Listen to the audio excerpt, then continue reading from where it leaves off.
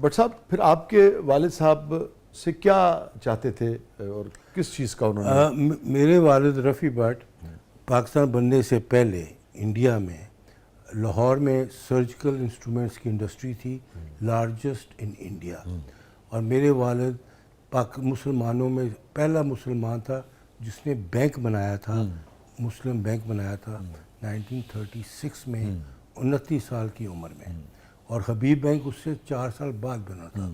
تو Rafi but was a very entrepreneurial businessman, اور اس چیز نے قائد اعظم کی نظر آئی، نظر انتخاب دیکھیں نا، یہ نوجوان ہے، اور قائد اعظم نے پلاننگ کمیٹی بنائی جب پاکستان بنے گا تو اس میں فنینشلی ڈفرنٹ سیکٹرز بنائے، اور جس میں اسٹیل اینڈ میٹلرجی کا چیئرمین رفیع بٹ کو بنایا کہ جب پاکستان بنے گا تو انڈسٹریلائزیشن کیسے ہونی۔ انہوں نے رفیع بٹ کو ایک اہم ڈیوٹی لگائی ہوئی تھی بزنسز کی وائبلٹی دیکھنا اور اس کو لے کر چلنا۔ سو وہ بدقسمتی یہ ہوئی کہ قائد اعظم کو ٹائم نہیں مل سکا، 1 سال ہوا پاکستان بنے ہوئے تو قائد اعظم اللہ کو پیارے ہو گئے۔ اس کے 2 مہینے کے بعد رفیع بٹ بھی ایئر کریش میں حادثہ ہو گیا، فوت ہو گئے۔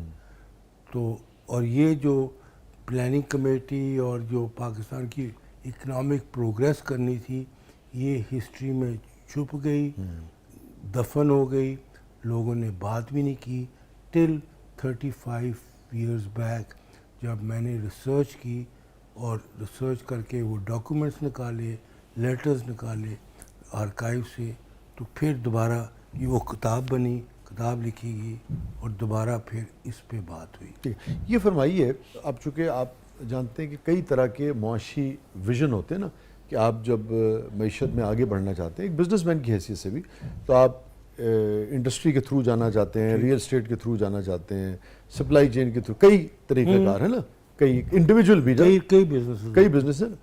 قائد کا جو معاشی ویژن آپ کو اس کورسپونڈنس سے نظر آتا ہے ریاست پاکستان کے لیے، لوگوں کے لیے تو ہے ہی ہے، اوور آل ریاست پاکستان کے لیے، مینوفیکچرر ہوں گے، ہم سپلائر ہوں گے، ہم انڈسٹریسٹ ہوں گے، ہم کون ہوں گے؟ انڈسٹریلائزیشن کا پیریڈ تھا اس وقت، ورلڈ وار 2 ختم ہوئی تھی، انڈسٹریلائزیشن کا پیریڈ تھا، یورپ انڈسٹریلائز ہوا تھا، ساری معاشی ترقی کی بنیادی انڈسٹری تھی، تو انڈسٹری بھی تھی، اور رفیع بٹ لیڈ کر رہے تھے مسلمانوں میں in India and Pakistan in business.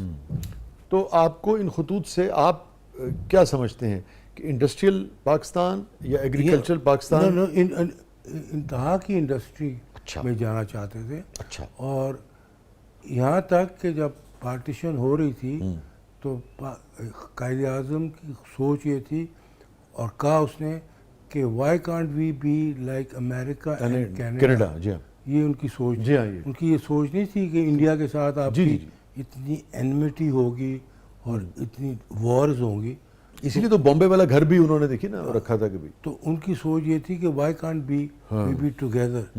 یہ فرمائیے کہ ان خطوط کی جو زبان ہے، جو انداز تخاطب ہے، اور ویسے تو میں نے جو قائد کے خطوط دیکھے ہیں وہ بہت، یعنی کہ اگر علامہ کے لیے ہیں، کسی اور شخصیت کے لیے ہیں، اپنی فیملی کے حوالے سے ان کے جو بھی چیزیں میرے مطالعے میں آئی ہیں، وہ بہت فوکسڈ ہے، یعنی کہ کبھی ایسا نہیں مجھے لگا کہ اچھا جس شخصیت سے وہ بات کر رہے ہیں تو جو موضوع ہے، جو شخصیت ہے، بالکل بہت ہی جب قائد یہ کہتے ہیں کہ اچھا یہ کام چاہیے تو اس کے پیچھے بعض اوقات وہ ایک پوری دلیل دیتے ہیں کہ اچھا اس کی وجوہات یہ ہیں، اس بنا پہ میں یوں دیکھتا ہوں۔ تو ان خطوط سے اور کیا تاثر ان کی شخصیت کے بارے میں آپ نے جو قائم کیا، ان کی شخصیت کے بارے میں؟ جنرلی قائد اعظم کے بارے کہا جاتا ہے کہ بڑے ڈرائی تھے اور بڑے سخت تھے، بٹ اگر آپ رفیع بٹ اور قائد کے خطوط پڑھیں تو آپ کو نظر آئے گا کہ how soft he was with Rafi Butt and how long he was with him. تو ان کے کریکٹر میں وہ شفٹ بھی آ جاتی ہے، ڈپینڈ کرتا ہے کس کے ساتھ وہ ڈیل کر رہے ہیں۔ وہ نا ہو ہلکا یاراں تو بریشم کی طرح نرم ہے نا، اور ایکسپریشن تو بہت ہی کمال خیر قائد کے خطوط کا ہوتا ہے، اس پہ تو بہت ہی عمدہ زبان اور عمدہ ایکسپریشن جو ہے وہ آپ کو ملتا ہے. دیکھیں یہ ملک اس وقت گما ہوا ہے, ڈائریکشن نہیں ہے.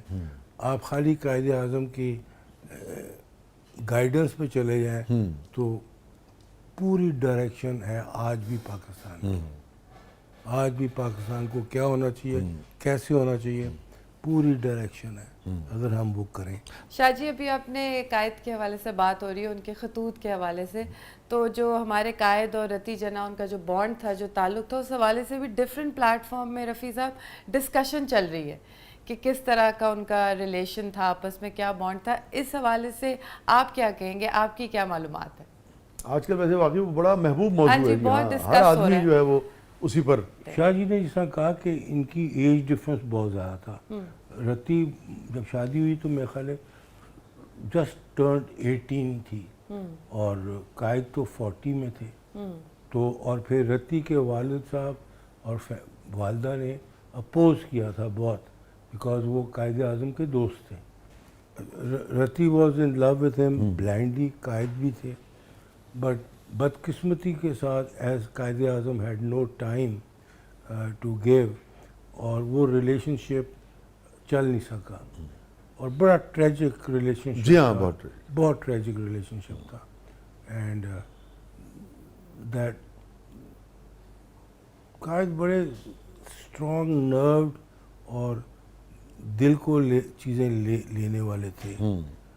تو رتی کا تو بہت بڑی ٹریجڈی تھی. اور وہ اگین میرا حافظہ اگر کام کر رہا ہے کہ بہت اسٹرانگ نرو کے آدمی تھے وہ, مگر ایک مرتبہ جب رتی کی قبر پہ گئے تو بہت اداس ہوئے. بہت بہرحال انسان ٹھیک ہے ٹوٹ جاتا ہے, بٹ ٹریجک تھا بہت.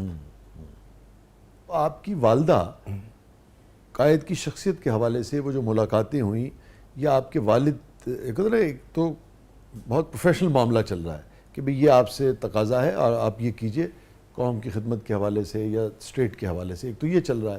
اور ان ملاقاتوں کے دوران ایک تاثر قائم ہوتا ہے کسی بھی شخص کا, اٹھنے بیٹھنے کے حوالے سے, معاملات کے حوالے سے. وہ جو گفتگو تھی, وہ جو تاثر تھا, وہ آپ کی والدہ تک پہنچا ہوگا. لازم بات ہے میاں بیوی آپس میں بات کرتے ہیں, وہ آپ تک کیا پہنچا؟ شاہ جی اتنی تعریفیں کرتی تھی میری والدہ قائد کی اور رفیع بٹ کی کہ میں جب سنتا تھا چھوٹی عمر میں سوچتا تھا پتہ نہیں یہ کھسک گئی ہیں یا کیا ہے, کسی سو کریزی اباؤٹ, بہت زیادہ کرتی تھی. تو میں نے اس کو سیریس نہیں لیا جب میں ٹین ایجر تھا. جی میں نے تو اس چیز کو سیریس لیا جب 40 سال کی عمر پہ, آج سے 35 سال پیچھے, جب میں نے خود ریسرچ کی اور خود خطوط دیکھے, اور جو لوگ زندہ تھے اس وقت قائد اعظم کو جانتے تھے یا رفیع بٹ کو جانتے تھے, ان سے ریسرچ لے کے تو میں نے چیز کو سیریس لیا. ٹھیک ہے.